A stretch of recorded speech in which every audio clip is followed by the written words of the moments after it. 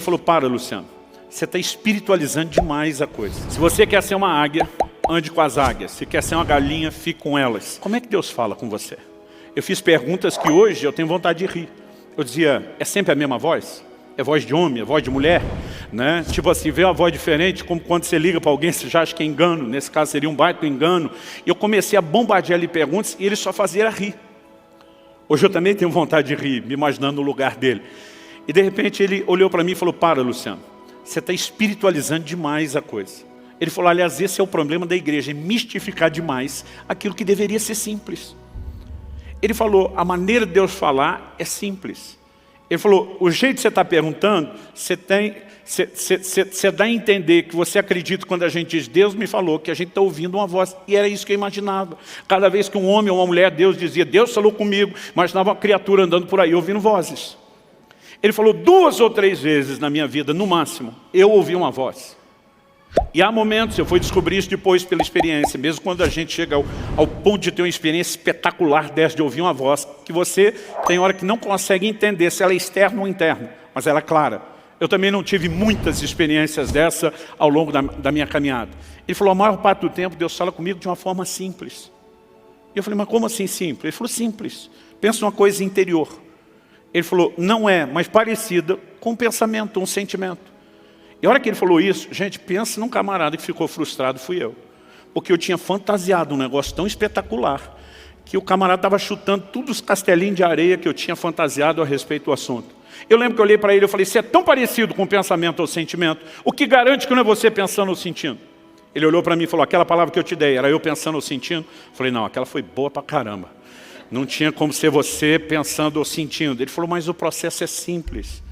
E ele foi uma das pessoas que Deus usou para me ajudar a entender a dinâmica dos dons. Ele diz, Luciano, o resultado pode ser espetacular, mas o processo é simples.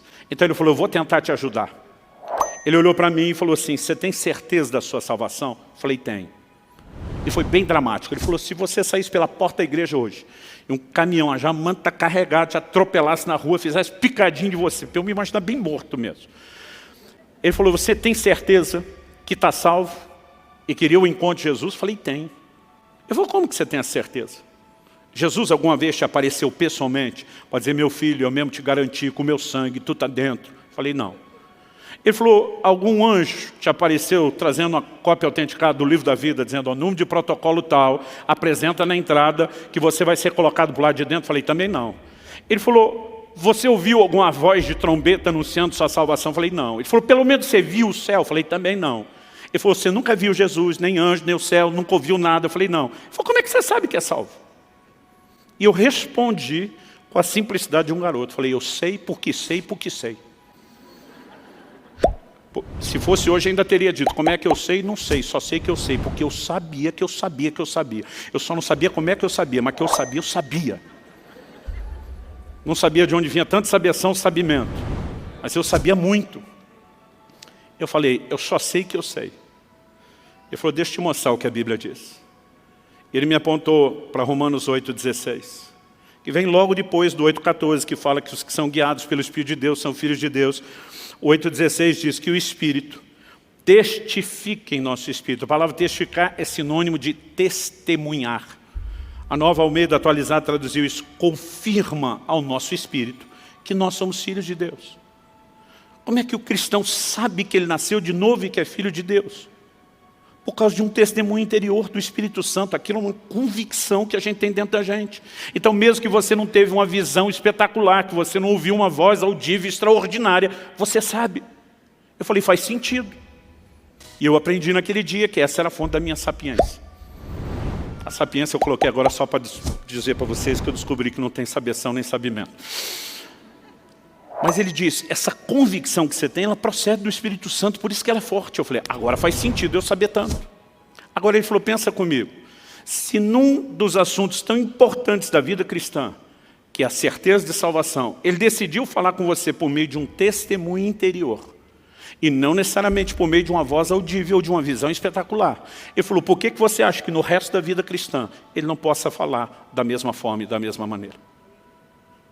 Ele falou, o problema da maioria das pessoas é que elas não entendem a simplicidade do processo e não sabem interagir com o Espírito Santo.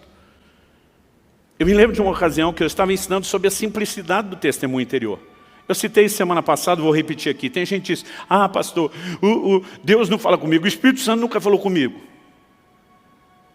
E eu digo, todo culto você tem um teste. Quando chega a hora da oferta, 2 vozes falam dentro de você, esperando que eu vá te dar direcionamento personalizado. É ruim que eu vou falar alguma coisa para você. Você não fez nem o que eu já falei. E está esperando que eu fale as coisas do próximo nível.